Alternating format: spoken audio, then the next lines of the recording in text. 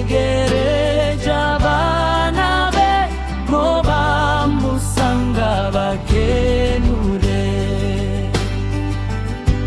Ndamwihereje rwose ubu kuko yampamagaye ubwe.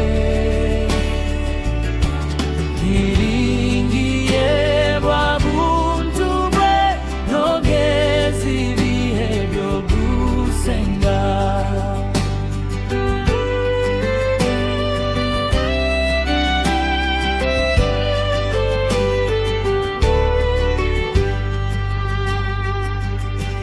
Guhora nsenga Uwiteka kuje kumara umubabaro, kugeza aho nzagera iwe umwirebere ngeze w'ijuru.